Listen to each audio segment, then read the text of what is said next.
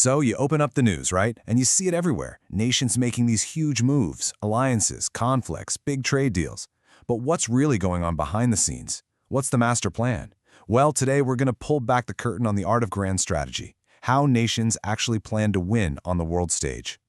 At the end of the day, strategy really boils down to answering this one single question. It's the blueprint for getting from point A to point B.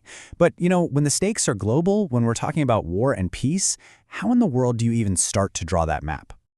Okay, to cut through all that complexity, let's use a really simple analogy. I want you to forget about war rooms and generals for a minute, and just think about a cross-country road trip. Seriously, this one simple idea is going to be the key to understanding how nations think. Think about it. For any road trip, you need three basic things, right? You need a destination, where are you going? You need a route, a map of how you're going to get there, and you need the actual skills to drive the car. In the world of nations, these have special names: policy, strategy, and tactics. All right, let's break this down. Policy is your destination. It's the what. It's that big, high-level decision, like, we need to drive to Chicago for a new job. Then you've got strategy. That's your map and your route. It's the how, the overall plan that connects your starting point to Chicago. And tactics? Well, those are the actual driving maneuvers, the moment-to-moment steering, braking, and merging you do on the highway. They're the immediate actions you take to actually make your strategy happen. And here is why getting this difference right is absolutely critical. Strategy asks the big "should we" questions. Should we even fight this battle? Will it actually get us closer to our political destination? Tactics, on the other hand, just asks, how do we? How do we deploy our troops to take that hill? Confusing the two? Well, that is a recipe for absolute disaster. The legendary strategist Karl von Clausewitz just nailed it with this quote. He said that all military action, all tactics, every single battle must serve a political purpose. It has to be in service of the destination. Otherwise, what's the point of even getting in the car? So you have to think of strategy as that essential bridge. It connects your driving maneuvers to your final destination.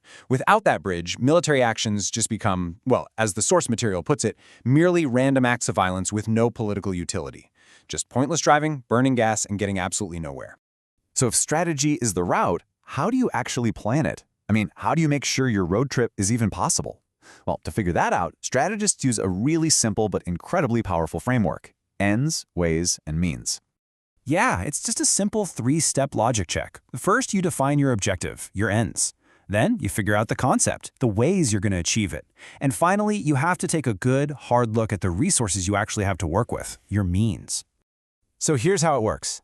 The ends are your what, the political goal you're trying to achieve. The ways are your how, the specific methods you're planning to use, like a naval blockade or diplomatic pressure. And the means are the with what, all the resources you have at your disposal, from money and weapons to, and this is a big one, political will. And this is where the rubber meets the road. When your plan is out of balance, when your ends, ways, and means don't line up, you create strategic risk. That's the danger that your whole plan just isn't feasible. In our road trip analogy, it's like having a destination 1,000 miles away, but you've only got enough gas, your means, to go 500 miles. Your plan is doomed from the start. Of course, the highway is never empty, is it? A massive part of strategy is dealing with all the other drivers out there who have their own destinations and their own plans. This is where we get into the art of coercion, which is really just about getting other actors to do what you want. And in coercion, you've basically got two main tools. First, there's deterrence. This one's passive. It's about preventing an action from happening. Think of it as saying, don't even think about getting on this highway. Then you have compellence. This is active. It's about forcing someone to do something, essentially demanding, pull your car over right now. So, why is it so much harder to force someone to do something than it is to just convince them not to do it? Well, the answer comes down to pure human psychology. It's because compellence forces your opponent to publicly back down and lose face. With deterrence, they can just quietly decide not to act and nobody needs to know. But with compellence, you're making them give in front of everybody. Nobody wants to be seen as weak, which makes compellence an incredibly difficult and risky play. And this brings us to what might be the single most profound point of this whole explainer. Strategy isn't just about having the biggest, fastest car on the road. It's about understanding the person behind the wheel of the other car. The political theorist Hans Morgenthau defined power as control over the minds and actions of other men. Just let that sink in for a second. That is a huge insight. True power isn't just about physical force. It's psychological. It's about changing how your opponent thinks, what they value, and how they see their own choices. And if you forget this, if you get so focused on your own car that you forget about the driver in the next lane, you fall into a classic trap. You can be absolutely brilliant at the tactical level, executing perfect maneuvers, but still be strategically incompetent because you're speeding down the wrong road entirely.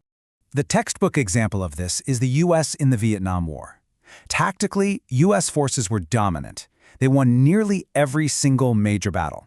But, and this is the huge but, those tactical wins never translated into strategic success.